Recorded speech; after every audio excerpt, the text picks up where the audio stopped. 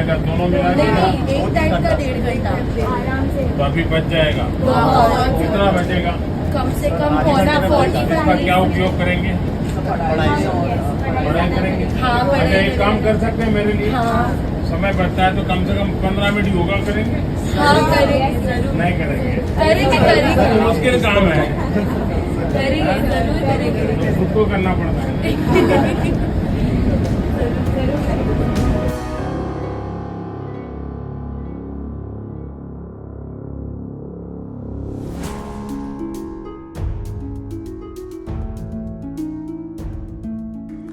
हमारी ये प्रतिबद्धता मुंबई में मेट्रो नेटवर्क के विस्तार में भी दिखती है।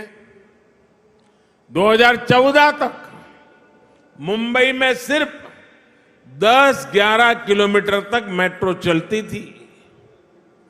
जैसे ही आपने डबल इंजन सरकार बनाई, वैसे ही इसका तेजी से विस्तार हुआ है।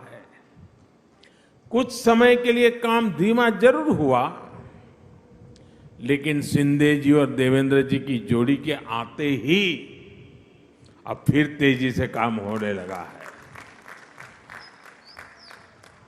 मुंबई में 300 किलोमीटर के नेटवर्क की तरफ हम तेज गति से आगे बढ़ रहे हैं।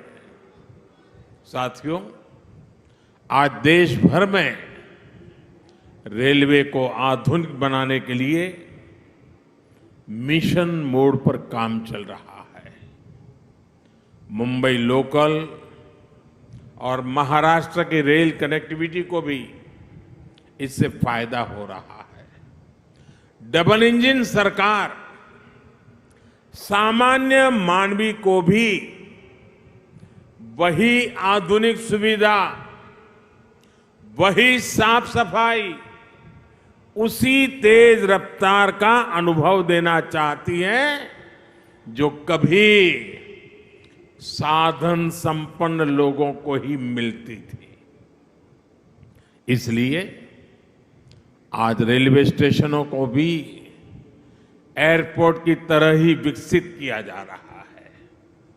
अब देश के सबसे पुराने रेलवे स्टेशनों में से एक छत्रपति शिवाजी महाराज टर्मिनस का भी कायाकल्प होने जा रहा है।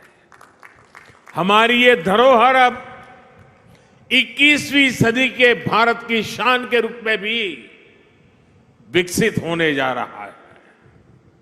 यहां लोकल और लंबी दूरी की ट्रेनों के लिए अलग अलग सुविधाएं बनेगी। लक्ष्य यही है कि सामान्य यात्रियों को बेहतर सुविधा मिले, काम के लिए आना जाना आसान हो। ये स्टेशन सिर्फ रेलवे की सुविधाओं तक सीमित नहीं रहेगा, बल्कि ये मल्टी मॉडल कनेक्टिविटी का भी हब होगा। यानी बस हो, मेट्रो हो, टैक्सी हो, ऑटो हो, यातायात के हर साधन यहां एक ही छत के नीचे कनेक्टेड होंगे। इससे यात्रियों को एक सीमलेस कनेक्टिविटी मिलेगी। यही मल्टी मॉडल कनेक्टिविटी है जिसे हम देश के हर शहर में विकसित करने जा रहे हैं। साथियों, आधुनिक होती मुंबई लोकल मेट्रो का व्यापक नेटवर्क, दूसरे शहरों से वंदे भारत और बुलेट ट्रेन से तेज आधुनिक कनेक्टिविटी आने वाले कुछ वर्षों में मुंबई का कायाकल्प होने जा रहा है। गरीब मजदूर से लेकर कर्मचारी, दुकानदार और बड़े बड़े बिजनेस संभालने वाले, सबके लिए यहां रहना सुविधाजनक होगा।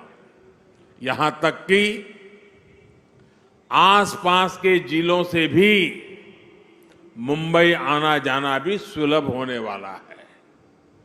कोस्टल रोड हो, इंदु मिल स्मारक हो, नवी मुंबई का एयरपोर्ट हो, ट्रांस हार्बर लिंक हो, ऐसे अनेक प्रोजेक्ट्स मुंबई को नई ताकत दे रहे हैं। धारावी पुनर्विकास, पुरानी चाल का विकास, सब कुछ अब ट्रैक पर आ रहा है और मैं इसके लिए शिंदे जी और देवेंद्र जी को बधाई देता हूं। मुंबई की सड़कों को सुधारने के लिए भी आज बहुत बड़े स्तर पर जो काम शुरू हुआ है, ये भी डबल इंजन सरकार की प्रतिबद्धता को दिखाता है। भाइयों और बहनों, आज हम देश के शहरों के कंप्लीट ट्रांसफॉर्मेशन पर काम कर रहे हैं। प्रदूषण से लेकर स्वच्छता तक शहरों की हर समस्या का समाधान ढूंढा जा रहा है। इसलिए हम इलेक्ट्रिक मोबिलिटी पर इतना बल दे रहे हैं, इसके लिए इंफ्रास्ट्रक्चर तैयार कर रहे हैं।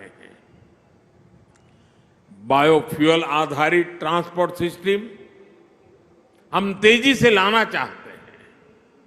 हाइड्रोजन फ्यूल से जुड़े ट्रांसपोर्ट सिस्टम के लिए भी देश में मिशन मोड पर काम चल रहा है। यही नहीं, हमारे शहरों में कूड़े की, वेस्ट की जो समस्या है, उसे भी हम नई टेक्नोलॉजी से दूर करने के लिए एक के बाद एक कदम उठा रहे हैं।